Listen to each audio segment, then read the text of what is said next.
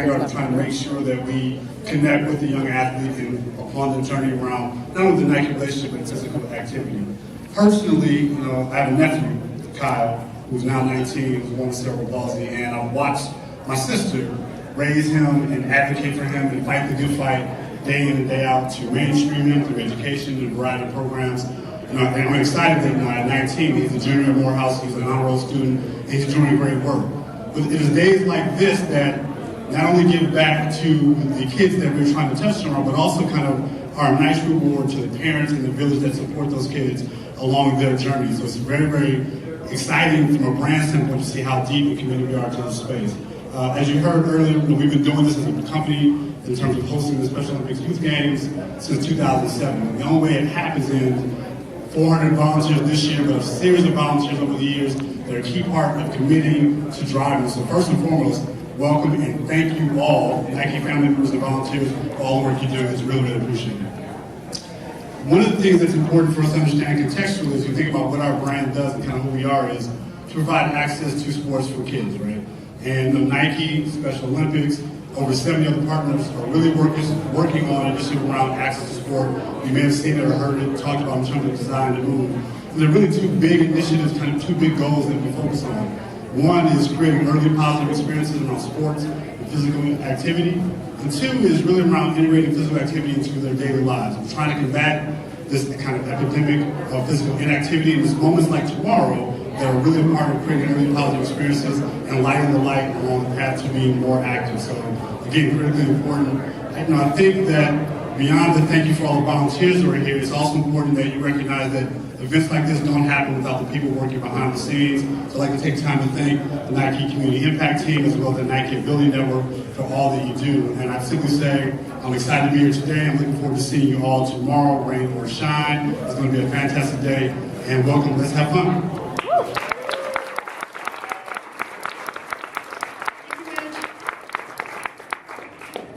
Thank you, Rich, and welcome this year. We hope to have you many years with us forward.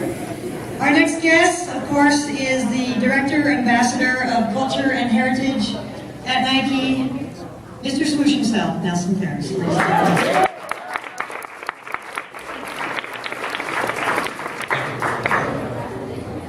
So he already did it. How you doing? I know, we gotta meet him. How you doing? We just jumped everybody, so get ready. Hi, well, I'm happy to be here. I did this last year. Remind everybody our corporate mission statement is to bring inspiration and innovation to every athlete in the world. And then we're probably the only company in the world that has an asterisk in their mission statement that says, if you have a body, you're an athlete. So basically, we've invited 7 billion people to join us. And if you can be an Olympic athlete or walk to the mailbox, everybody counts. So this is thrilling to be here because it's fun to see what people can do when they want to do it. They have passion, and they have motivation, they have drive, and they have support. So it's good to be here. So I'm going to introduce some big-ticket athletes here, okay? And I want you to applaud for them loudly and lustfully because they've done great work in the sports they participate in their own unique way. We have 3 athletes, 3 different kinds of athletes. The first one, this is kind of fun, competed in the Hawaii Ironman. You know, the Ironman is like 3 events, right? Swimming, cycling, and running. And it's a full marathon, that's correct? Where are you? It's a full marathon, 26 miles. You ride a bicycle, how far? 112-mile bike ride, and you swim. And she did all that with 1 prosthetic leg. So get her up here so we can ask her questions.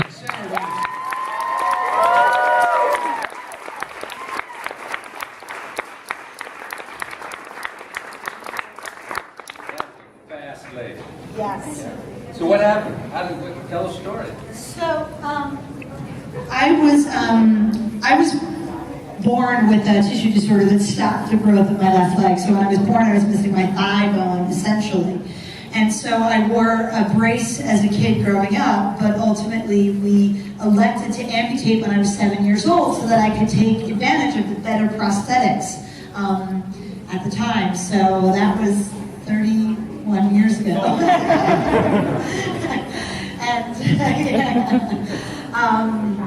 And luckily, too, though, the technology has gotten better and has enabled me to even consider doing something like an Ironman because the prosthetic technology can now keep up with us as human beings.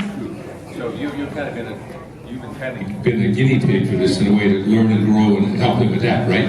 Absolutely. You know, much like the Innovation Kitchen, coming up with all new designs in that space of footwear, the prosthetic designs have also changed dramatically. My first leg was a hollow wooden leg with 2 hinges and a rubber foot.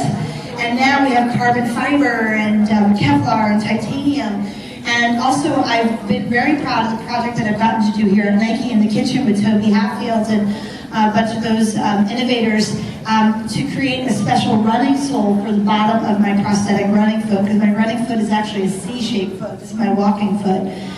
But it's such an odd shape that they had to make something custom to fit on that carbon fiber blade. And so Nike created something called the Nike Sole, and now it's available commercially to amputees around the world. So, Okay, we'll sit down. I'm going to ask you some more questions in a minute. Our next guest is, in the simplest form, an Olympic gold gymnastic medalist. In Beijing 2008, part of the individual balance team. Please welcome Shawn Johnson.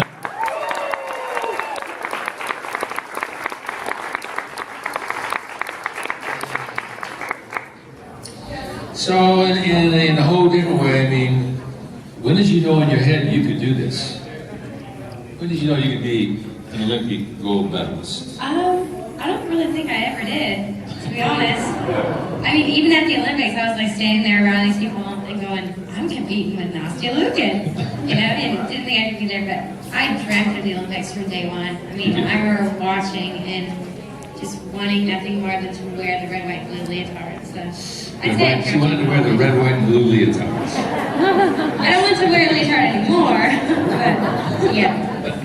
That's pretty fun. So you also carried the Olympic torch. Where did you do that? What part of the world was that? Vancouver. Vancouver. Yeah, we did that for the Winter Olympics. That was one of the... Like downtown Vancouver? Or? Yeah, downtown Vancouver. I ran 4 blocks. 4 blocks? 4 blocks, yeah. It was probably the coolest experience, though. I mean, being able to hold the plane with basketball. And then it said you're also, we'll sit down. We're going to talk about Dancing with the Stars later on. Okay, our third guest. Our third guest, 19. He likes basketball, likes golf, likes to swim. He's competed in the Clackamas and Washington County local programs in those 3 sports. But more importantly, he works at the Nike Employee Store. Ladies and gentlemen,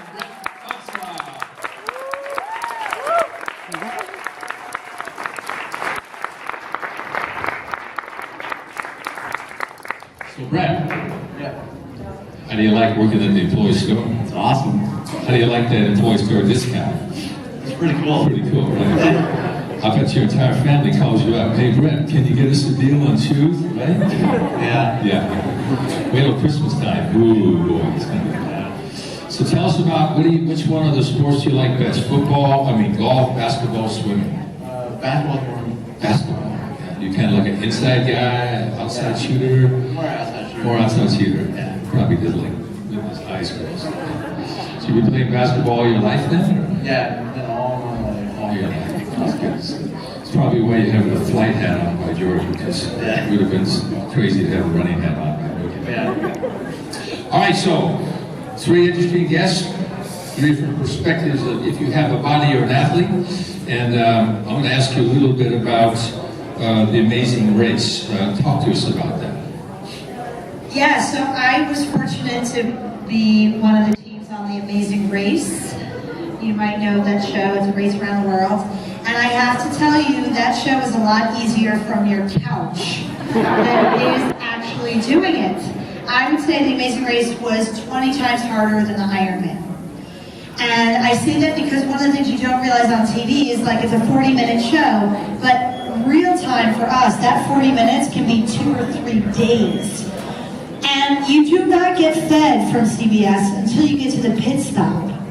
So that's why we make really great television. It's because we haven't eaten and we haven't slept for 2 or 3 days. But it was an incredible adventure. One of the things I really loved about it was that it really got me to show the world on this bigger platform what a person with a disability can do.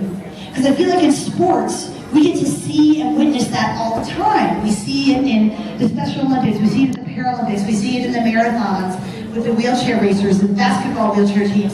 But in this space, I don't know, I got to show that the girl with one leg can still climb the Great Wall of China and do all these things that even surprised me, but it was a great platform to show the world really how infinite our potential is. Well, thank you for that. Here's Shawn.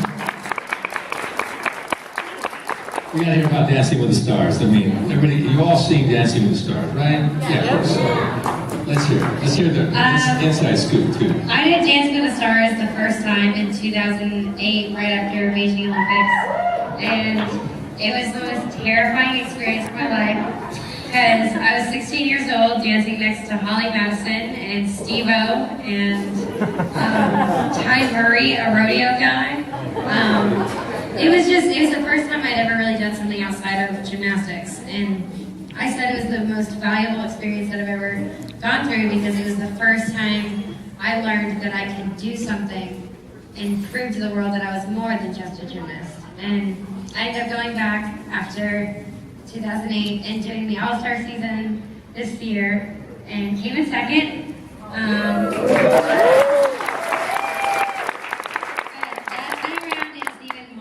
Just because I had already kind of gained the confidence that I could do it, and I got to have just more fun and let loose. I got to dance with Derek. He just won an Emmy, by the way, so really excited to see that, for Dancing with the Stars. And I don't know. Lord. He actually won the Emmy for the 3 dances that we did on the All-Star season. So that was pretty cool. I was kind of proud. I was watching it like that. So we'll get back to that in a minute. Brett, you got something you want to say? You got something you want to say? Your speech. How about your speech? Oh, your speech? Go ahead. Don't you think it'd be the time to do a speech? Yeah.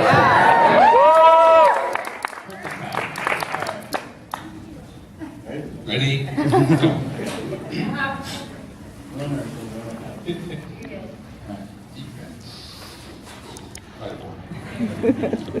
I'm really excited to be here, and it's an honor to be speaking today.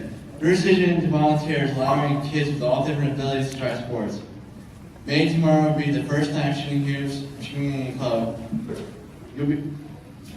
You'll be part of those memories as these athletes look back on their experiences with sports. Being in the Special Olympics changed for life. The first sport I played was football when I was 5. As I got older, playing sports gave me a sense of pride and the courage to become part of a team. Sports gave me helped me build relationships and taught me to have fun. I think Bo Jackson said it really well. Set your goals high and don't stop until you get there.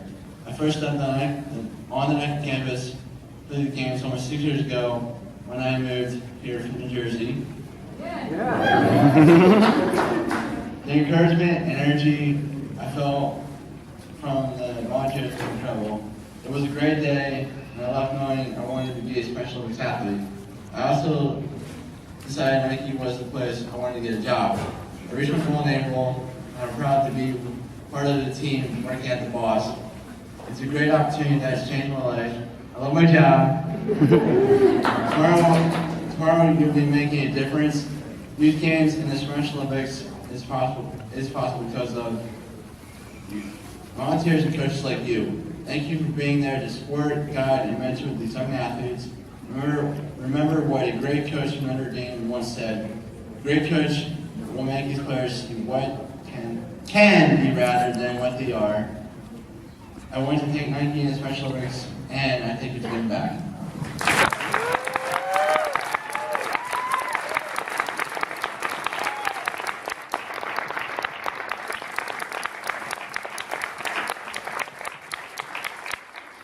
Brett, that's very good. So where do you work in the store? I work at the distribution center. Distribution center. Okay. That means you're giving away the stuff. Is that right? Okay, so we have any unique questions for any and all of our guests? We have a few minutes to do that. Anybody want to ask a question? If you do, put your hand up like this, okay, and I'll give you a microphone, speak into it, and then give it back when you're done. Sarah, you're so talented in so many different sports. Is there one that you still would like to do? Try to dominate, or anything you haven't done that you'd like to do and compete in? That's a very good question. One of the things I love about triathlon is that it is 3 different sports in one. So you're constantly having to hone your craft in 3 different areas. So you don't really get bored as much. I still feel like there's a lot that I can do in the bike and the run. Specifically, those are my favorite, I would say. I mean, I just kind of get through the swim. I enjoy the swim, but the bike is something I really want to do more of. And I have this little bucket list item. Like, I've always wanted to ride my bike across the United States or do something like that. So that's kind of on my bucket list. I might have to start with a smaller country to kind of like I don't know, Cuba or something tiny like that. Actually, the roads aren't very paved well, but that's what I love about biking is you can see so much on a bike, and I still have a lot of work to do there. But I still want to do marathons. I'm going to be doing this till my heart stops beating, So. Okay, good. Other question? Anybody? Right here? Good. I have a question for Brett. Brett, what is your favorite football team? Mine would be the 49ers. Okay, really good. And the Eagles. Were you happy with them last week?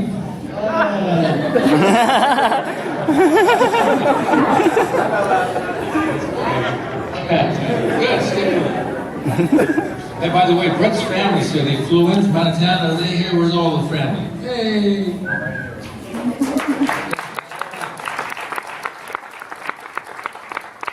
Anybody else? Right here.